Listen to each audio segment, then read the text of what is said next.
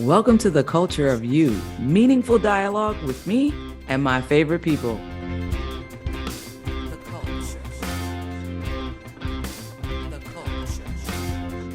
culture. Here we are today. Welcome to the Culture of You. I'm your host, Karen Hewitt, and I am so excited today to be doing my first in-person recording of this podcast, as well as with one of my most incredible best friends, Tori Reid. Tori Reid. I'm going to say that Tori Reid is the executive director of ToriReid.org. Tori Reid has also done some copy, some strategy marketing around the writing space and making copy that applies to your work. And that's where I have been able to work with Tori most recently in the space of creating this launch and the launch for this podcast and my Patreon, The Culture of You. And so I am so excited to be here. Tori has also been a friend through before anything got cool or recorded. Tori has been there as a friend. Oh, she's seen me through some of the, the worst times in my life. And she stayed. So I am so happy. She stayed and she has challenged me in the most loving ways to figure out who I was, to explore different things about myself.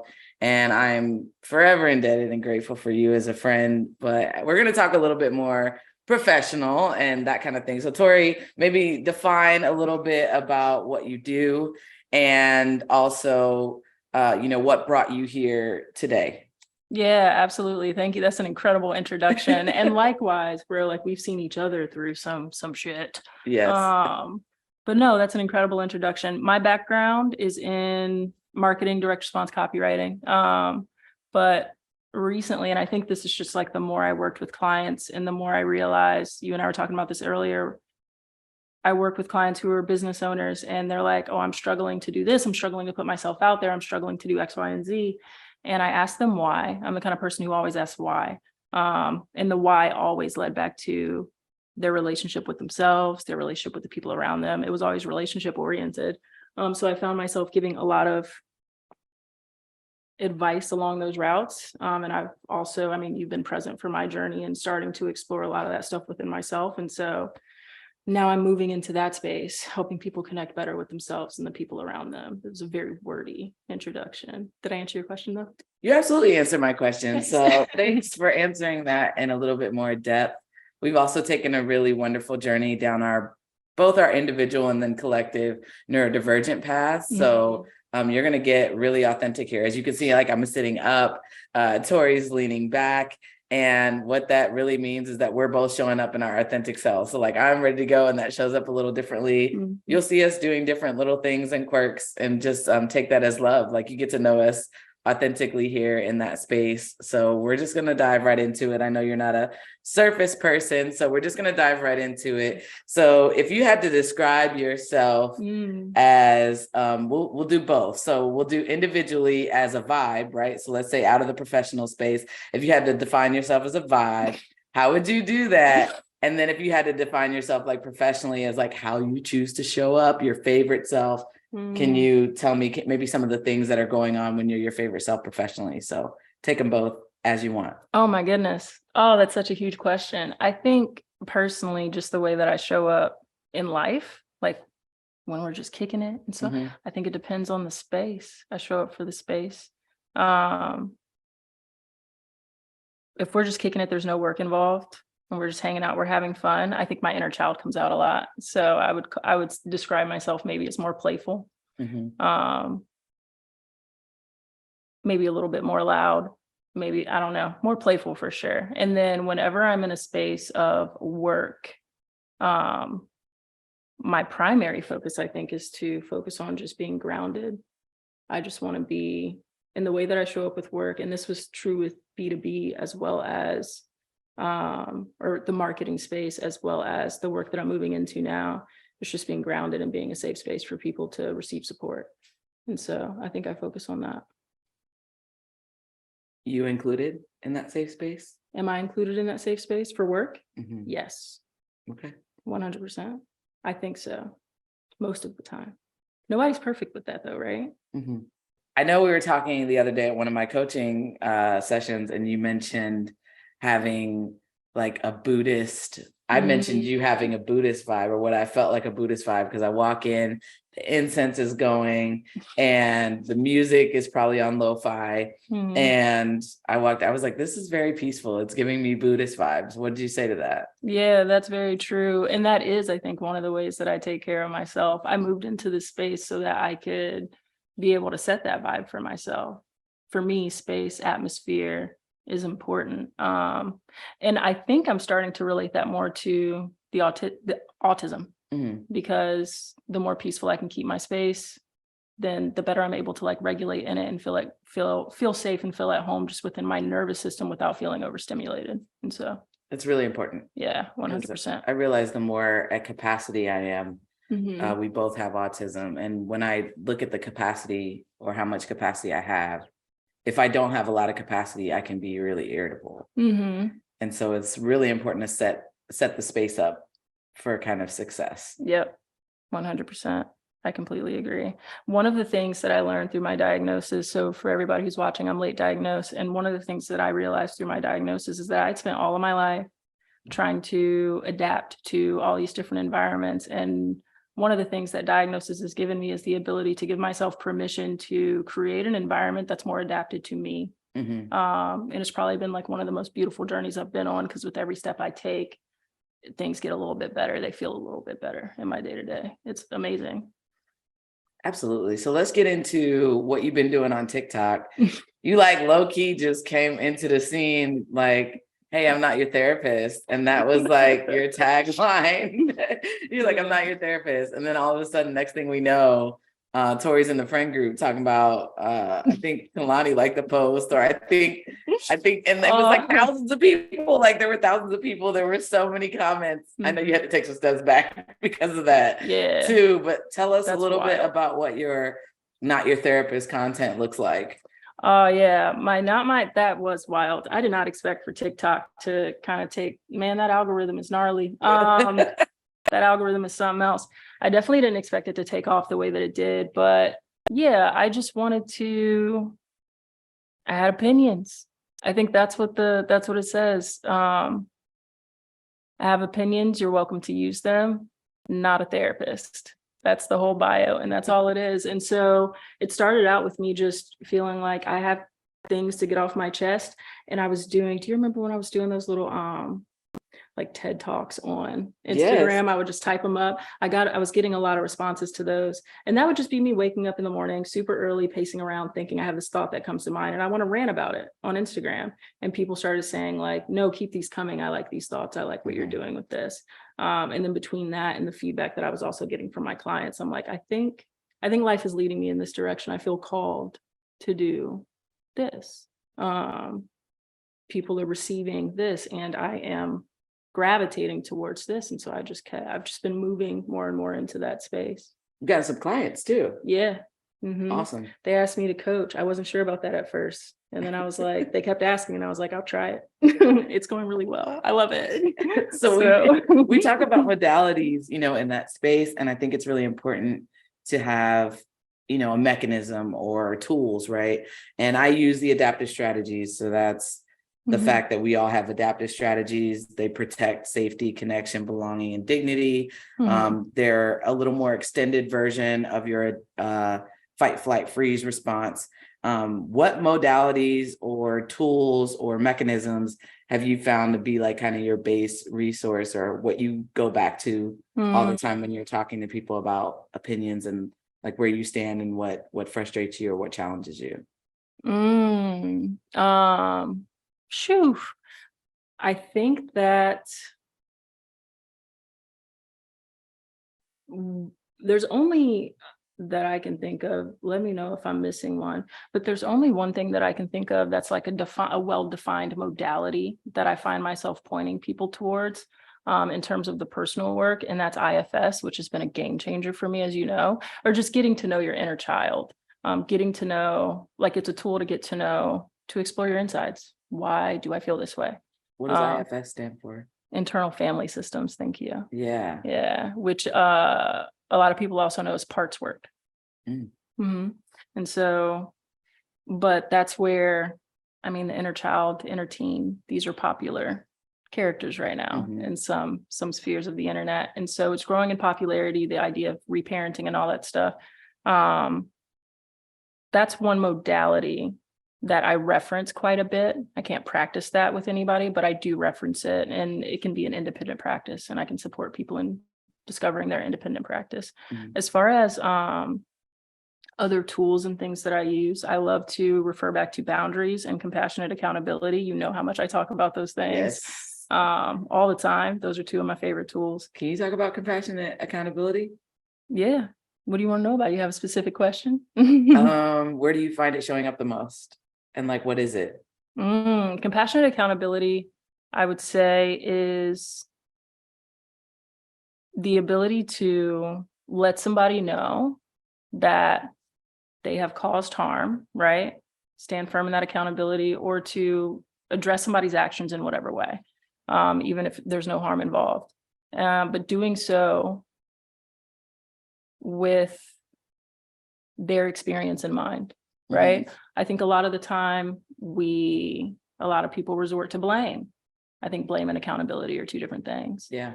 I think blame is more looking for an enemy, and I think accountability is looking for connection. It's looking for repair. Yeah.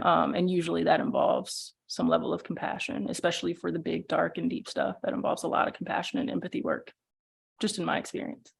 Yeah. You also talk about attachment styles too. Yeah. So I think there's something there around like, how am I wired, right? To do these things. And I have internal and external processing. I have attachment styles. I have compassionate accountability. For someone, especially that is neurodivergent like us, that can be overwhelming at times. Yeah. So like, walk us through your process a little bit as you come up with your content, kind of, because you like to go deep and you like to go deep quick. So you'll normally have a situation in mind or something like that. So, walk us through a sample process of getting to that video that like really explains your conclusion. Yeah, no, I got you. Usually it's, I see something, I have an experience, I have a conversation. I'm seeing someone else's conversation, and I have an opinion. That's all it is. It's just an opinion. And if I feel like that opinion is something that maybe people would like to have, that people would maybe get something from, pull it out, hit record. There's no real structure to the TikTok content at this moment. It's just that. And that's actually one of the things that I committed to in moving into this space, is that I would only create from an inspired place. Because spending so long in the business side of it, where you're creating from, frameworks, and you're developing these processes so that you can be a content mill and you're pumping out content, it becomes very rote. It loses spirit, it loses soul. And so when I changed direction and I committed to this, I'm like, I'm going to create from an inspired place. And if anything, I'll create a process to help fuel my inspiration, right? Or refuel that again, so I could find that again, but that's it. And so normally it's just like a strike of, I don't know if it's a download from spirit, from source, and I'm just speaking that. Sometimes it feels that way. Other times it just feels like I have an opinion and I'm going to share that real quick in case it helps somebody. That's all. Yeah. And I mean, coming from a space where I do this work and relationship is so important, what I've seen that I've loved about like the public facing thing, because I know you do this individually on a one-to-one basis, but I love that you have clients that are getting to experience this part of you now, that get to work through some of those things. But I mean, one of the things you said to me today was that everybody that you work with has a therapist. So they're already working towards that. So they have some shared language and they have some information. Yeah. Why is that so important in this work that you're doing now? That's a really great question. People have a lot of very strong opinions about therapy. I have some pretty strong opinions, honestly, just about the institution not being built for everybody. It's not built for everybody. At the same time, I also have experience with enough people in social work and enough people in therapy to know that the people are, I respect therapists. I respect therapists, and I respect their work, and I respect their training. And I think that I want to make sure that I'm not doing any harm or stepping on any toes or causing any problems. So I love when my clients show up and they say, I'm working with a therapist. That's great. One of the conversations that you and I have had about thought leadership and that whole thing, you know this about me. I'm like, I don't necessarily want to like lead anybody's thoughts. Happy to give you fuel. Happy to give you tools, resources, happy to give you pieces, happy to give you samples, happy to give you something that you can take and grab, right? But I never want to be the only one or that North Star, like, oh, if Tori said it, then it must be true. All of our truths are different. Yeah. And so when clients show up and we're talking about things that could potentially be pretty heavy, right? You can't, like, there's only so much that you can talk about in terms of attachment, for instance, Right. without then asking the question of, where did that come from? Childhood, caregivers. You only go so far before you realize there's trauma in that. And so the fact that they have therapists helps me feel more confident that they're safe in their experience. It's not just me, it's not just their therapist either. Now they have a more widened support system where hopefully we're all there trying to help them to the best of our ability. But now they have more options, they have more choice. Yeah, it's like a nice structured support network. Yeah. It becomes a support network. I love that. Yeah. And I think in this work, because I'm trauma informed as well, and definitely not a therapist. I'm married to one, but that doesn't give me automatic clout. So as we talk about the trauma informed space, we've done a lot of work on where does that start? If I had, even if it's like a sneaky underlying, like you said, you get to root causes, fear of being forward facing, right? Or a fear of launching, or a fear of loss. Definitely have some of those experiences. Yeah. If I have any of those fears, as I'm talking about creating content or launching something very public facing or forward facing, with messaging in my face all over and my name, and you know what I mean? Like all of that stuff. What would you say is the work that like is the hardest for you as you do your own individual work? Because I know you do your own work around this. So like what is the hardest thing for you around getting to those root causes for yourself? The hardest thing? Yeah. Usually developing the courage to allow myself to be surprised. As someone with a disorganized attachment style, I find that sometimes I don't really know how I'm feeling or where something is coming from until I like open that can of worms. I don't always know where it's going. I don't always know what I'm about to find under there. And I know that because I've been in this process. I've gone through that experience. So sometimes it's about like developing the courage to take a look under the hood. And the way that shows up in my life is usually procrastination, avoiding it for a second until I get it together. But I have this sort of relationship with my own parts where my inner teen and my inner child come knocking, and other parts as well that I've identified. And they're like, yo, you gave me an IOU on this conversation. Are we going to have that or not? I'm like, yeah, we're going to have it. I promise. Avoid. They keep me accountable. My parts keep me accountable for sure. That's interesting. It's interesting when we talk about adaptive strategies too, because it's like avoid is like right there. Like, you don't need to have this conversation right now. Right. You're doing great. Yeah. You're good. Your bills are paid. You're all right. You're fine. You're fully functional. You don't need to go this deep right now. Right. Yep. Meanwhile, what do you think is available on the other side of that for you? Like, what do you think is available, or what's possible on the other side of like avoidance? On the other to yourself, when you actually do have those conversations. Oh my God, it's always incredible. Like to the point where every time I do it, I'm just like, girl, why are you so afraid? it's painful. Don't get me wrong. Like some of the stuff that you unpack, like you have to go through the pain to go through it. But then I have the most cathartic cry. And then I find answers I didn't know I needed. And it's one of the reasons that I talk about parts work. It's because it's been that instrumental for me. But regardless of the modality, whether it's parts work or something else, my solutions, more often than not, when it comes to anything I'm feeling, is definitely to go inward in whatever way that works. For me, that's with use of parts work. For somebody else, it could be journaling, which those aren't necessarily mutually exclusive, but yeah. And so like as a leader of a team, I know you've led teams at different times. Someone who supervises, I mean, even managing yourself is supervision in a one way or another. Yeah.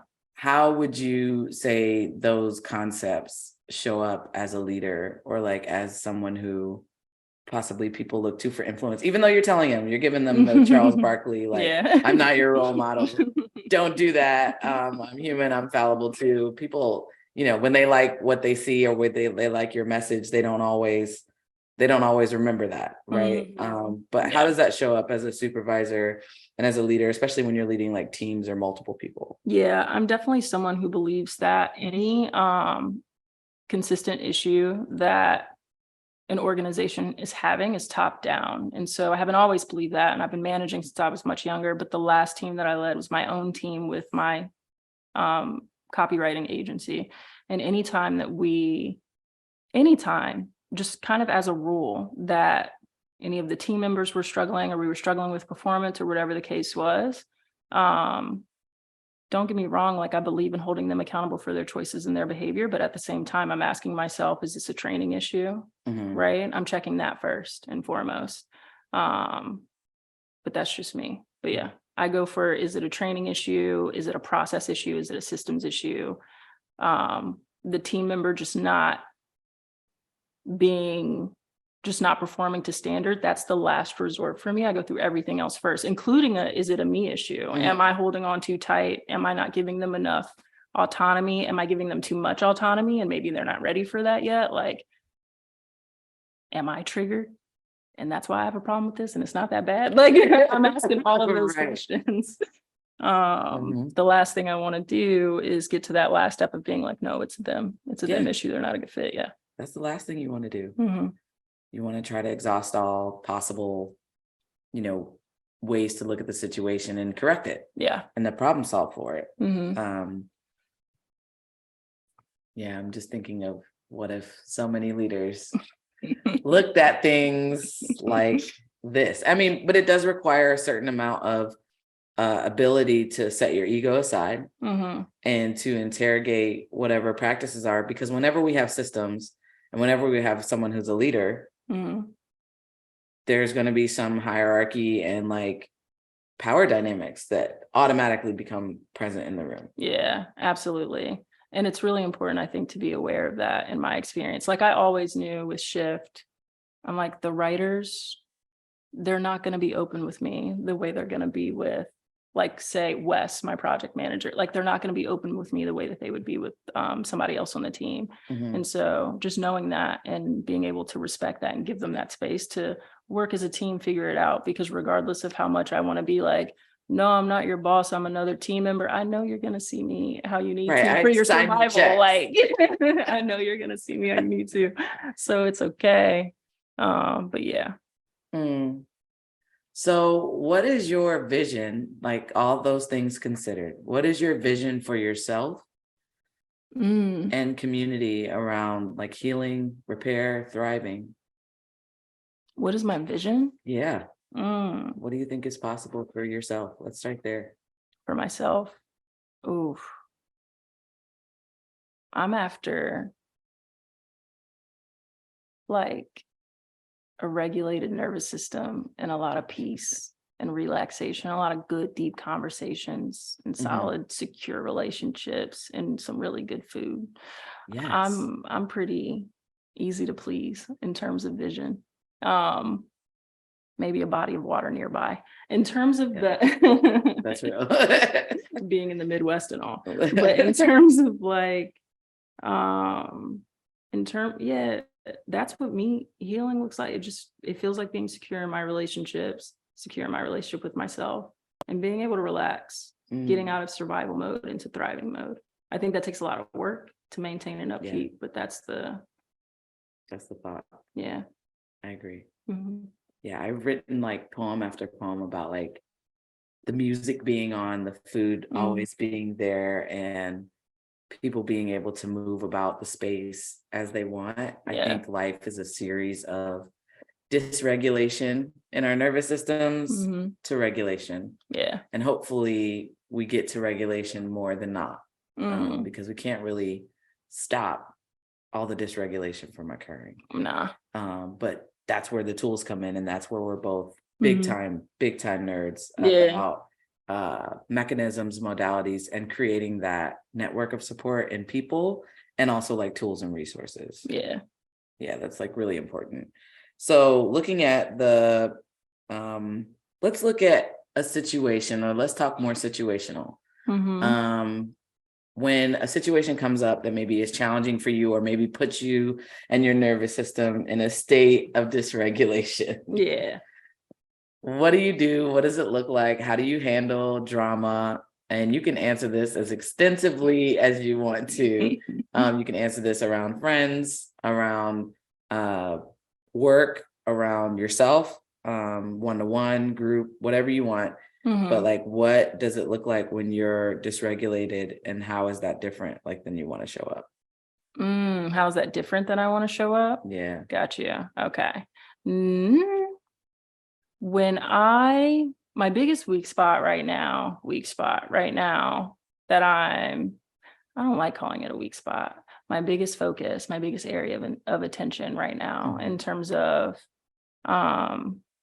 adaptive strategies is when I feel misunderstood. And as I dig into this, I realize, there's like a fine line for me and the way my nervous system and brain process whatever this is about this communication, where there seems to be a fine line between like an innocent misunderstanding versus an accusation. Yeah. And so for me, when I feel accused, I can jump into defending, right? If this is somebody whose opinion I care about. Yeah. Or if this is, I think it's happened once on TikTok so far, because those comments be coming in. That was our first conversation in our coaching thing. I was like, I'm okay with being public facing, but then those comments, like, I'm gonna want to address them differently because of our brains and the autism and like ADHD. We will hyper focus on one comment, and there could be like thousands of like encouraging, empowering comments, and we'll be like, why did they say that like that? That's not what I said. Right. Exactly. And so those comments be trying me, but I think I'm separated enough just because it's a digital platform to like stop and grab myself in that moment. I think I'm probably at the biggest risk of it when it comes to having conversations, particularly hard conversations with a friend. And if something that they are saying comes off as, I'm taking it as like an accusation, that's the worst case scenario. Even if I take it as a misunderstanding, I may start to defend without being any sort of like angry with them. It's more of like a frustrated, like, I'm not feeling heard. Right. So I deal with that quite a bit. That's a big one, to not feel heard, seen, or valued. Yeah. And I mean, I think at the root of a lot of conversations or interactions or relationships, if one person isn't feeling heard, seen, or valued, that could really like disrupt, even end a connection. Yes. Like it could completely end it. All right. So how you deal with drama? Let's just keep that specific. How do you deal with drama? Like, what's your process for that? So I don't believe in the whole drama-free thing. Like I did it. I think everyone deserves a drama-free phase, right? How long did that phase last for you? Maybe a year. I was very quiet, very reserved year for me. Okay. Did a lot of introspection in that year. And it's not that drama didn't approach me. It's that I walked away from it.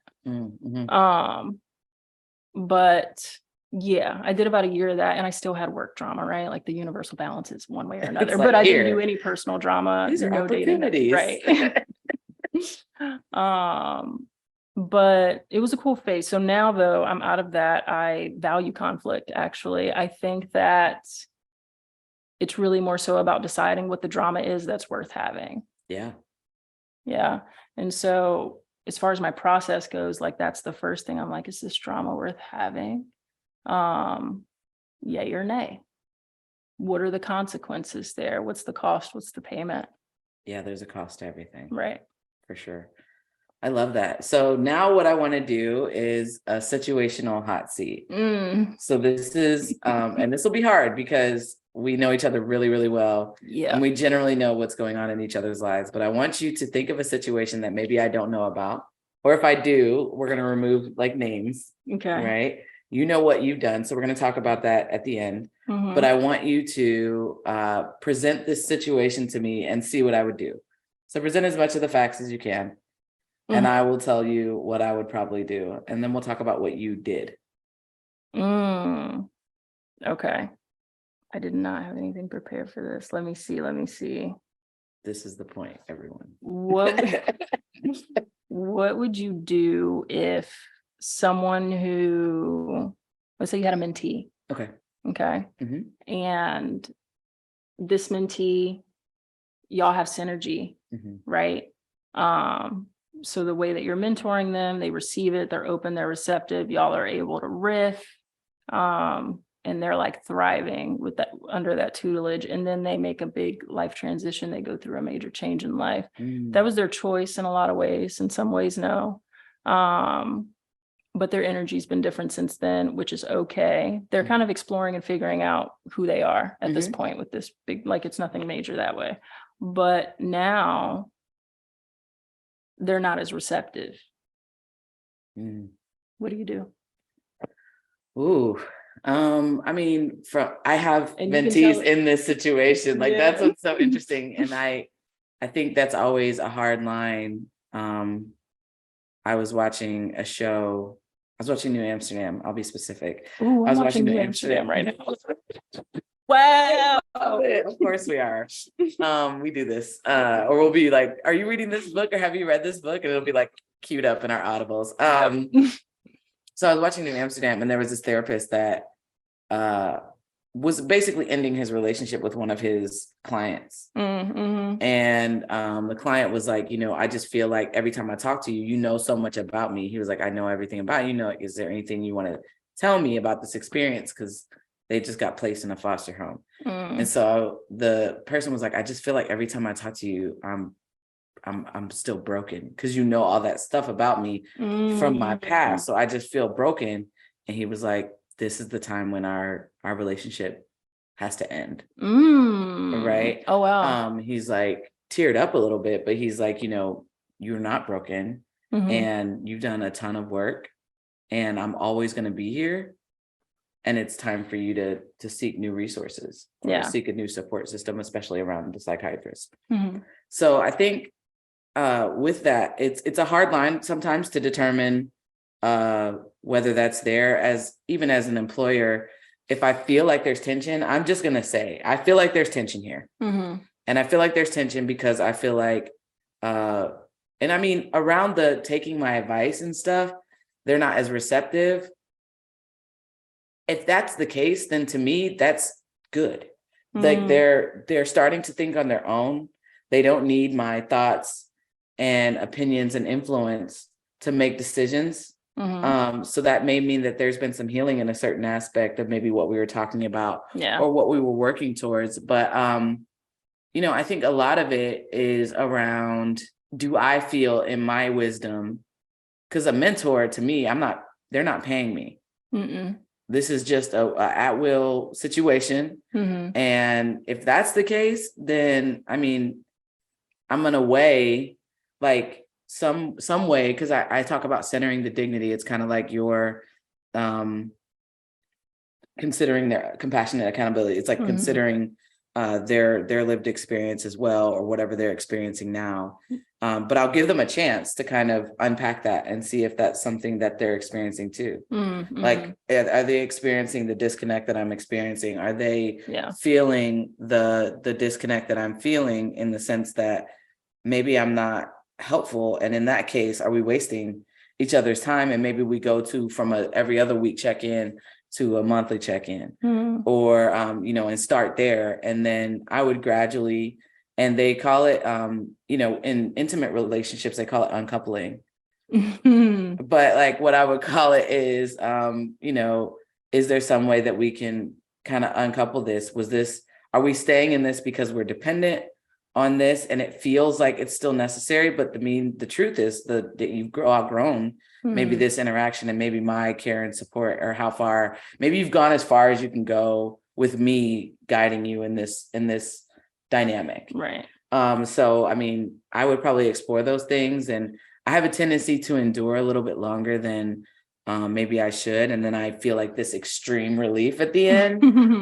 But now when that actually, there was some tension and that kind of happened in one of my mentor relationships. And I said, I think it may be this, this, and this. And they were like, I think it is. And then I said, let's take a break. And so we didn't schedule anything for a couple months. They went out and lived. And then they were like, okay, I still need this. And like, you were right about A, B, and C. And I'm not saying that to like, virtue signal in a way that's like, oh, I was right. But I'm like 15 years their senior. Yeah. So I've just lived more. Like, that's all that is I've lived more. And I want to empower people to make their own decisions as well. And so for me, it's really about, okay, how can we set this up that centers your dignity, that realizes that I'm not trying to just dismiss you or, delete you in any way from my life. We just need to weigh how much this takes up and how much of this space is taken up by, how much is this space taken up by our tension as opposed to our growth. So I think that's important. Yeah. What'd you do? That's beautifully explained. I took some of those steps. So I started with realizing that they were just shutting, so we have a more fluid relationship. They hit me up whenever they want support with something. And we also have biweekly calls, but they hit me up whenever they want support with something. So I just started by realizing they're kind of like shutting down anything that I throw at them, but they're also, just like you said, they're more decisive about these things that they maybe previously would not have been. So they're shutting me down, but they're also making their own decisions. They're more decisive. It seems to me like they're clear on what they want. This big transition that they've made, it's fueled them in a way. They're kind of like propelling themselves forward. And so I really just I started with just stepping back. And giving them some space in that before it turned into like a tense place that just felt like the drama that isn't worth it. Just the drama that maybe, I don't want to say isn't worth having per se in relationships, because relationships are important, but that maybe could have been avoided. And so I just stepped back, gave them some space. More recently, we just had I just opened that conversation about energy's been different. What are we going to do here? Yeah. And they said that they felt it too. And so I think we haven't reached like any final conclusion. It's just, they had a lot going on. I had a lot going on. Give it a minute, let things level out and see where we land, I think is where we're at. But you're probably right. It could be a situation of enduring, right? But I also don't know that either one of us are going to be sure until we see where things land, which may just be like a couple weeks. I don't know.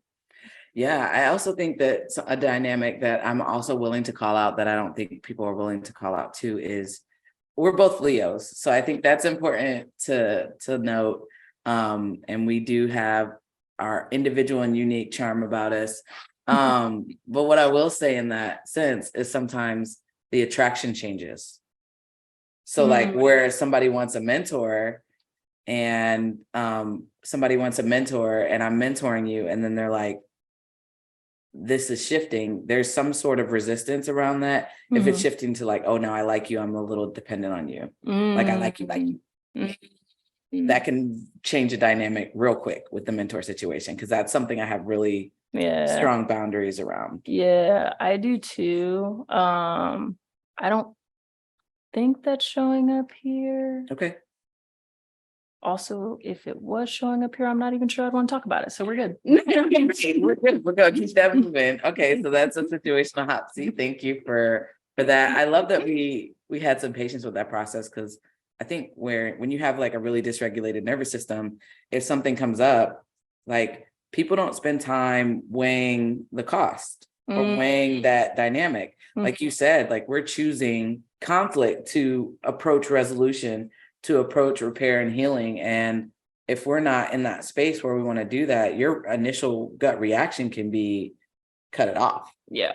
Like, I don't need this. Mm-hmm. Like, I'm not even getting paid to do this. Like, you can have it. Right. Like, you can have it. So I love that we walked through those processes, and they were separate processes and different, but they also spoke to really that compassion and that, you know, taking your time. Mm-hmm. Like, that's a big thing, is taking your time, slowing down and taking your time with relationships, handling stuff with care. Yes. Oh my goodness. Yes. I did not always know that, like how important that is to just learn how to just sit with some shit for a minute. Yeah. Just be able to sit in tension in a relationship is such a tremendous skill. Mm-hmm. Cannot overstate that. Sorry, go ahead. Got really No, excited.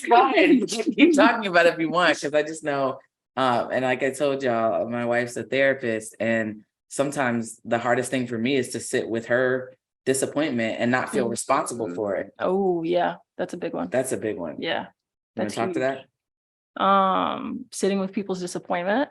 I can't speak to sitting with my wife's disappointment. I don't have one. Would you like to speak to that? I mean, is this like a low-key plug too, though? Because I mean, also, she's not like looking, but I think there's some openness. So, you know, shoot your shot in the Patreon.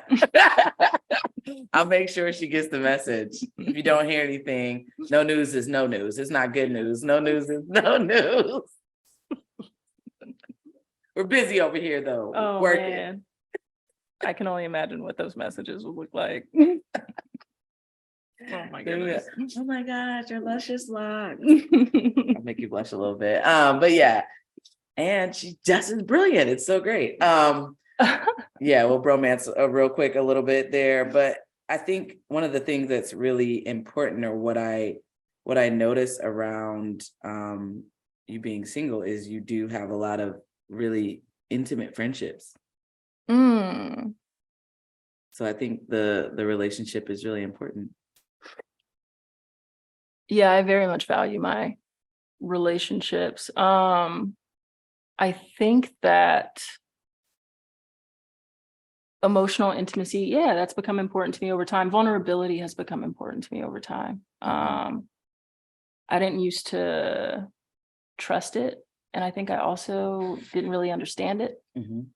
I didn't trust people with it.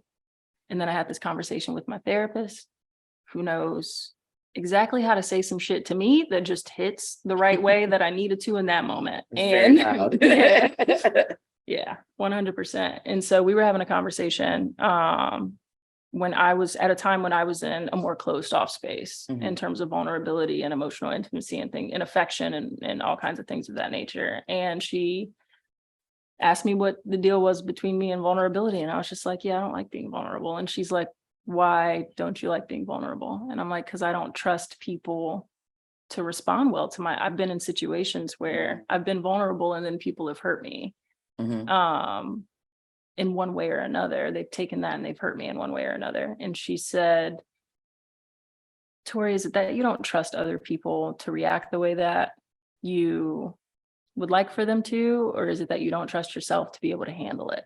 Ooh. And she knows that as a Leo, with my Mars is in Aries, I'm up for a challenge. Moon is in Aries. Your moon is in Aries? Yeah. I'm up for a challenge. I'm like, oh, but in a real sense, what she was doing was she was pointing me to my power. She was pointing me back to what I can control, because she noticed real quick, I'm focusing on things that I can't control in those spaces, in vulnerable spaces. It's risk is inherent. Risk is inherent. People are not always going to respond the way that we want them to. Yeah. And so how do I handle myself? How do I make sure that I can receive whatever that is, protect myself in whatever that is if need be, and then heal from whatever that is? I think it's the most important thing if harm does come in that area. And once I got clear on that, I was like, okay, I can be all right. I can start dipping my toes in this vulnerability stuff. And it just really deepens your connections. And I think once you feel that, there's really no going back. Yeah. Yeah. Yeah. It just opens up your world and your experiences to like more presence to me means more joy, like more depth and like laughter and love and care and community. And I think we all have our longing for that. Like we're wired for belonging. 100%. I agree. Connection. Yeah. So with that, I think we've kind of cracked the code here in a very little amount of time for this depth of a conversation. So I'm so grateful that you're having this conversation with clients. With TikTok, we all know that TikTok can use whatever positive stuff we can use. It's real too. Like it's not just, it's not just blind positivity. It's real. And it's always coming back to that self. So what are you up to? What projects do you have going on? How can people get a hold of you or get in contact with you for work? You know what I'm saying? Move those requests to me and I'll vet you accordingly. But no, how do people get in touch with you? You guys can go to my website, torireid.org, TORIREID.org. I'm sure you'll be able to put that in the description somewhere. Sure. And then also I'll have my TikTok, which I'll also have you just link in the description so people can have an easy time finding me. Yeah, what's your at? I don't even know, bro.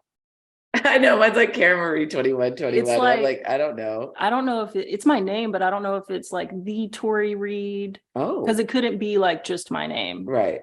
So it had to be something. I had to choose a different one. I think if I type Tori, but you're also in my contacts. Right. So it'll pop up. So if she's not in your contacts, it might not pop up. Yeah. So I'll have the link in the description. Or you can try the Tori Reid and let us know. But by that time, this will be done. Any projects that you're excited for here in the near future, let's say the next quarter? 100%. I don't know if I can talk about it yet, but I have something coming for the community on TikTok. And it will give them space and support in a way that is not currently being offered. That's it. That's all I got. Yeah, I don't even know what this is, y'all. So I'm very excited about it. I don't even really like to be on TikTok all like that, but when it's my people, I will definitely spend some minutes, at least 3, listening to Tori Reid. So thank you so much for being here with me today. Thank you so much for having this conversation. I know you don't always like to be in front of the camera, and we got like 3 on us right now. So it's a lot going on, but I'm so grateful for this conversation, and I know some beautiful things are going to come of it, even if it's just, how do we have these conversations? What things do we talk about? How are the neurodivergents doing? Are they okay? We're doing okay. Like we have our tools. Yeah, the tools have been getting put to use. No, thank you so much for having me. This is cool. Yes, I'm a little camera shy, which is funny because I'm on TikTok, but this was awesome. This is a practice of vulnerability for me, and I'm glad I did it. I'm glad I did it. Thank you. I'm glad you did it too. And it's a practice. Yeah. And when we say practice, we mean that nothing is ever perfect, but it is perfect for right now. So thanks for hanging in with us. Maybe you learned something. Maybe you're going to look at some of those tools. Check us both out, torireid.org and culturereview.com. We'll be happy to see you and talk to you about all the stuff, even though we're not your therapist. All right. Have a great time, and we'll talk to you soon.